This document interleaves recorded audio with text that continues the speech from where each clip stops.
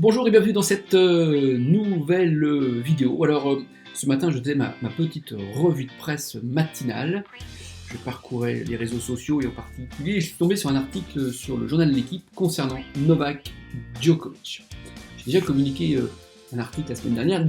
Novak Djokovic, cette semaine, est de rentrer de plein pied dans l'US Open avec le challenge d'être capable de faire le Grand Chelem planétaire. Le Grand Chelem, c'est les gagner sur une année civile les 4 grands chelems majeurs. Et forcément, c'est un événement au sein de la planète tennis, ce qui génère autour de Djokovic énormément d'attentes, énormément d'enjeux, énormément de polémiques, énormément de discussions, et donc forcément, énormément de... Et dans cet article, que je t'ai fait suivre juste au-dessous, clairement, tout l'enjeu va être la capacité que va avoir Novak Djokovic à gérer cette pression, être capable de rester, comme il le dit, dans l'instant présent, grâce au travail qu'il fait sur lui-même et la respiration.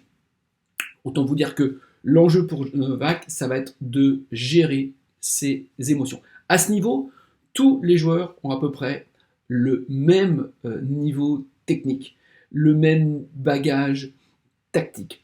En revanche, on sait que Djokovic, sur 5-7, c'est un monstre physique.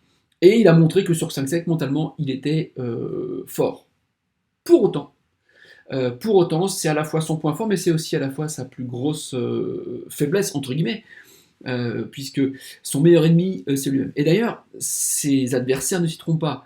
Dans l'article ci-dessous, Mouratoglou, qui est le coach d'un des joueurs que va rencontrer Djokovic, a parfaitement analysé les petits moments où il peut y avoir des failles psychologiques chez Djoko, et ils vont tout faire pour s'engouffrer dans cette brèche. Bien évidemment, il y aura une approche tactique du match, mais il va y avoir aussi être capable d'être patient pour aller titiller Djokovic, pour le pousser un petit peu dans certains moments où, quand la pression est là, eh ben, il peut basculer du mauvais côté.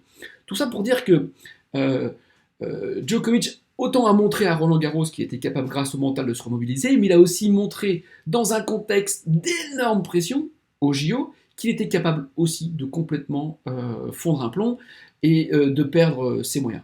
Ça veut dire qu'il y a une vulnérabilité, et donc tous les joueurs face à Djokovic vont essayer de travailler là-dessus, vont aussi l'intégrer dans leur plan tactique, dans leur plan mental, parce que cet US Open, il est dans ce contexte de Grand Chelem, et forcément, la pression est énorme. Donc, comme je le disais, il ne faut pas se leurrer, tous les grands sportifs sont disséqués techniquement, physiquement, tactiquement, mais aussi mentalement. Que doit faire Djokovic? Est-ce qu'il doit changer des choses? Non, selon moi, si j'étais son préparateur mental, il sait faire, donc il sait être dans l'instant présent, il sait travailler sur sa respiration. Peut-être qu'on irait travailler sur ce qui s'est passé au JO, qui a été un distracteur pour lui, et c'est peut-être là, finalement, où, dans ce contexte-là, Djokovic a un avantage, c'est qu'il a déjà connu ce moment d'extrême pression au JO, donc maintenant il a une bibliothèque de ressenti, d'expérience, donc il va peut-être pouvoir se servir, et si j'étais son préparateur mental, c'est avec ça que je travaille avec lui, c'est comment maintenant, par rapport à ce qu'il a connu au JO, on peut le retranscrire dans l'US Open, et donc là par contre, peut-être qu'il est un peu plus préparé, et que cet échec des JO pourrait être un rebond favorable à l'US Open. En tout cas, je travaillerai dans ce domaine avec lui. Alors, quel pont peut-on faire avec l'entreprise?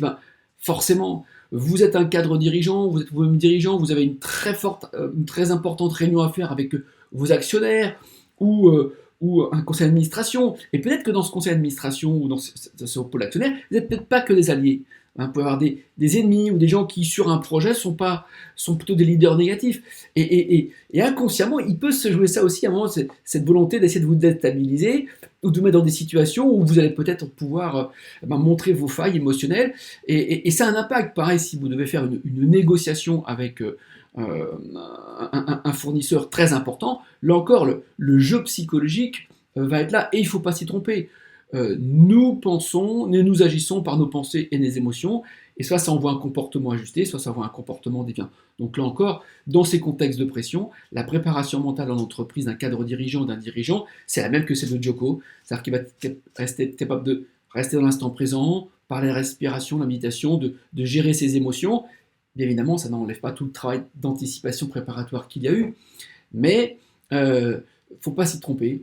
Dans ces contextes-là, nos adversaires nos détracteurs, ils vont être aussi à l'affût de ça et ils vont s'engouffrer dans la brèche, un peu comme vont espérer le faire tous les adversaires qui vont rencontrer Djokovic. C'est le pousser, être patient, attendre la faille où on sait qu'à un moment il peut basculer et là s'engouffrer dans la brèche. Voilà les amis, c'est ce que je voulais partager avec vous. Si cette vidéo vous a plu, mettez un like, partagez-la, mettez-moi un commentaire. Si vous voulez en savoir un peu plus sur la préparation mentale et le lien qu'on peut faire en entreprise pour vivre votre vie de dirigeant ou de sportif comme un champion, vous pouvez s'inscrire sur cette chaîne YouTube ou sur la page Facebook ou le compte Instagram. Et bien, régulièrement, je vous alimenterai de petits contenus. Voilà, maintenant je vous souhaite une bonne semaine. Faites attention à la pression qui vous entoure et travaillez sur votre respiration et lâcher prise. En attendant, moi, je vous dis à très bientôt. Ciao. Voilà, alors abonne-toi tout de suite à la chaîne YouTube en cliquant sur la petite cloche si ce n'est pas encore fait. Tu peux également télécharger la formation gratuite en 10 modules Devenir un manager performant en cliquant sur le lien descriptif juste en dessous. En attendant, moi je te souhaite une bonne semaine, un bon entraînement, à très bientôt, au revoir.